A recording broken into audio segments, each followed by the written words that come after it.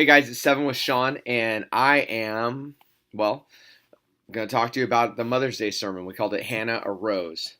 And it was the story of Samuel and Hannah. And if you don't remember the story, I'll just go through it really quick. There was a guy named Elkanah. He had two wives. One was Peninnah, and the other was Hannah. And Peninnah was able to have children. Hannah was not. Every year when they went to sacrifice, Elkanah would make his sacrifices and he would give them portions of the meat to Peninnah and all her children. And then Hannah didn't have any children, and he felt bad for her, and he kind of favored her, I guess, is really what the scripture is saying. And he would give her a double portion, and then Peninnah would get jealous and begin to provoke her because Hannah didn't have any children. And that was a giant source of really women set their self-esteem on that back then. And the reason being was for economic reasons. If you had children, you were better off. But also there was a social reason that the more sons you had, the more esteemed you were in your tribe or in your village, because really sons equaled protection for the tribe.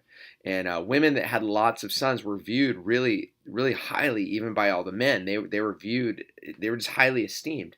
And if you didn't have any, you were considered stricken by God. And so it was kind of just a badge of shame that Hannah wore in her culture. And anyways, so she, the sermon's based really on the two cultural idols that at her time were put before her that she had to choose between. And and we can kind of compare our cultural idols as well. What is an idol? It's something that you worship. It's something you put at the center of your universe. That your world ultimately revolves around it. In her time, it was this cultural socioeconomic thing that if you have children, then you'll be esteemed. If you have sons, then you'll be viewed as worthy in society.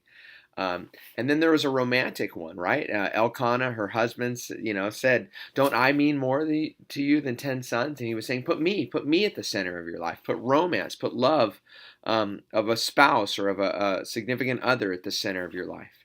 In our world, for some people, it might be they put their children at the center of their life, or they put their spouse at the center of their life, or they put their job at the center of your life. Whatever it is that's at the center of your universe, that's ultimately the thing you worship.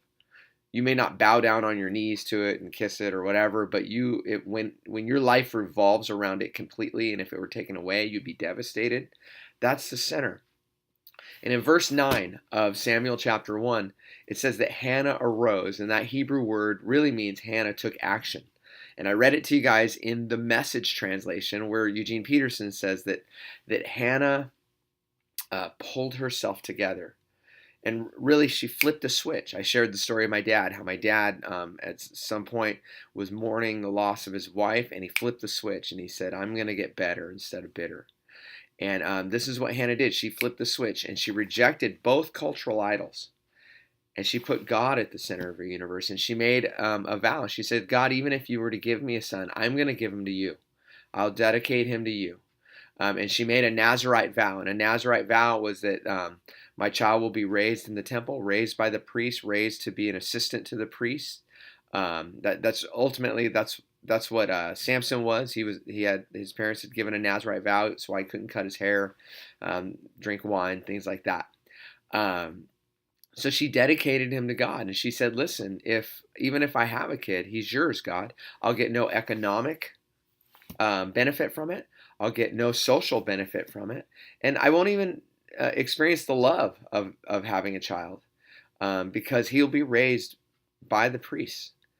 And she moved from putting those things at the center of her life. She took herself out of being the center of her universe, and she put God there.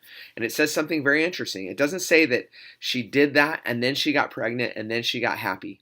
That's not at all what it says. It says that she prayed it, she got peace, and it wasn't until sometime later that she got pregnant, and then she was overjoyed. Now, I want you to think about that for a minute. See, for most of us, I asked the question in the study, what is your only hope in life and death? There's a lot of things we hang our hopes on. But what is your only hope in life and death? And for many of us, we are the end. And everything else is the means to our happiness, if you think of it that way. Even for many of us Christians, there's been many times in my life where God has been the means to my end, to my happiness.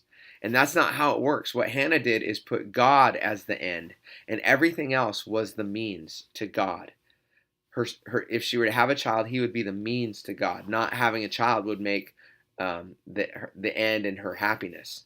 See, and a lot of times we make God the means to our end, and it's God, if you give me this, then I'll be happy. God, if you do this, God, and then when God doesn't do what we want Him to do to make us happy, we're mad at God and we blame God.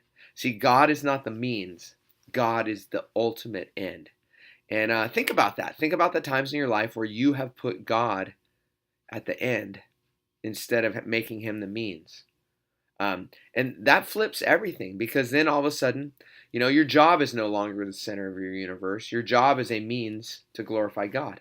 Your children are no longer the center of your universe. Your children are a means to glorify God. Your health is no longer the center of your universe. Your health is a means to glorify God. Even your trials. Sometimes trials become the center of your universe, and that's all you can think about. It's all you can get around.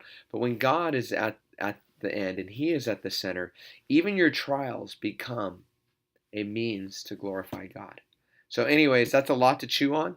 Make sure you get to that last question, because I want you guys to really take time to pray for each other, and pray for things. Pray for those that are in your circle of friends and family that are far from God, and just pray God's blessing on them.